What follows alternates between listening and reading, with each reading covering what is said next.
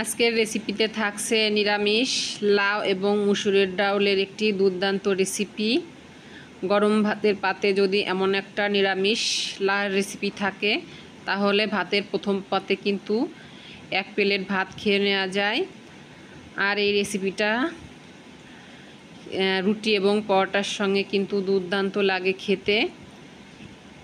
Hello everyone, back to my channel আবিদাস রান্নাঘরে সকলকে স্বাগত। আসসালামু আলাইকুম। কেমন আছো বন্ধুরা? আই হোপ সকলে ভালো আছো। আমিও আমার পরিবার নিয়ে ভালো আছি। দূরে কাছে দেশ ও দেশের বাহিরে যে যেখান থেকে আমার ভিডিওটি দেখছো সকলকে অসংখ্য ধন্যবাদ। নিরামিষ লাউ রান্না করার জন্য আমি এখানে একটা জালির লাউ নিয়েছি। দেখতেই পারছো বন্ধুরা লাউটা কতটা জালি এবং কচি। তো লাউটাকে আমি এখন কেটে নেব। আর সব সময় লাউ কেনার সময় বেছে জালি লাউ কিনলে কিন্তু সেই লাউটা দিয়ে তরকারি রান্না করলে কিন্তু অসাধারণ লাগে খেতে। আর যে লাউটা একটি বতি হয়ে যায় সেটা কিন্তু খুব সহজে সিদ্ধও হয় না, দেরি লাগে সিদ্ধ। আর লাউ তরকারি কিন্তু রান্না করতে গেলে বেশি সময় ধরে রান্না করলে কিন্তু লাউটা একটু টক লাগে এবং ঢেকেও রান্না করলে কিন্তু লাউর তরকারি টক হয়ে যায়। আর লাউ তরকারিটা কিন্তু অল্প জালে রান্না করলে কিন্তু টেস্টটা ভালো আসে। তো এই তো আমি লাউটাকে কেটে ধুয়ে পরিষ্কার করে নিয়ে কড়াইতে দিয়েছি। আর এখানে কিছু মুসুরের ডালটা নিয়েছি। আর এই মুসুরের ডালটা দিয়ে আমি কিন্তু আজকে রান্না করব নিরামিষ লাউ এবং মুসুরের ডাউলের রেসিপি। তো দেখতে থাকো বন্ধুরা, ভালো লাগবে। আর এই তো আমি কিছু পানি দিয়ে দিচ্ছি।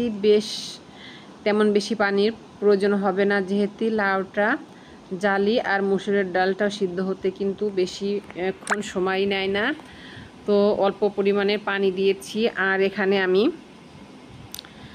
কিছুটা কাঁচা মরিচ দিয়ে দিচ্ছি। আর এর সঙ্গে দিয়ে দেব কিছু রসুন এবং পেঁয়াজ।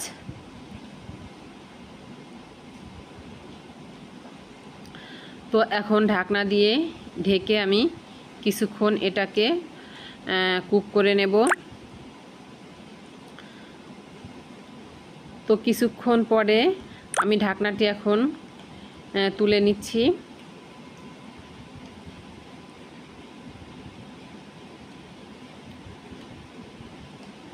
একটু নেড়ে চেড়ে দেব।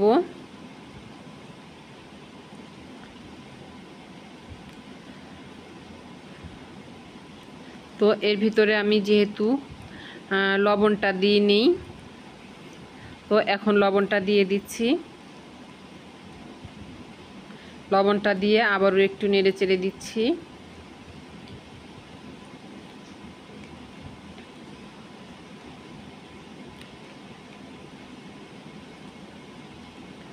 তো কিছুক্ষণ কুক করে নেওয়ার পরে এই মুসুরের ডাউলটা কিন্তু অলরেডি ফুটে গিয়েছে।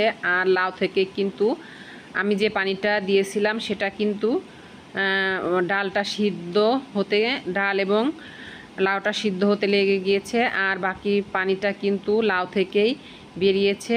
এখন আমি লাউটাকে একটু তেলের পার দিয়ে নেব, যেটাকে বলে বাগার। আর তো তেলের ভিতরে আমি পেঁয়াজ এবং রসুন দিয়ে দিচ্ছি।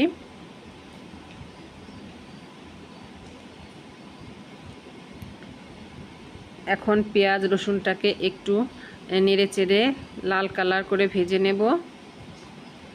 দিয়ে দিচ্ছি আমি কয়েকটা গোটা জিরা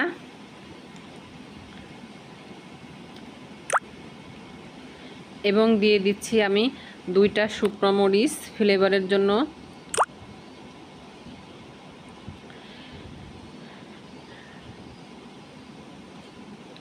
তো মরিচটাকেও আমি পেঁয়াজের সঙ্গে একটু লাল লাল করে ভেজে নেব, তাহলে সুন্দর একটা স্মেল বের হবে। আর এই তো আমি একটু হলুদ দিয়ে দিচ্ছি। হলুদটা একটু নেড়ে চেড়ে নিয়ে তারপরে এই তো আমি লাউ এবং মুসুরের ডালটা কিন্তু এর ভিতরে ঢেলে দিয়েছি। এখন একটু নেড়ে চেড়ে নেব। আর বন্ধুরা, লাউয়ের এই রেসিপিটা খেতে দুর্দান্ত হয়েছিল। আমি কিন্তু ভাতের সঙ্গে খেয়েছি, তার সঙ্গে একটা নাগা মরিচ নিয়ে অসাধারণ লেগেছিল আমার খেতে। কিসের মাছ এবং মাংস, এমন একটা নিরামিষ রেসিপি যদি থাকে তো মাছ মাংস কিন্তু আর প্রয়োজন হবে না।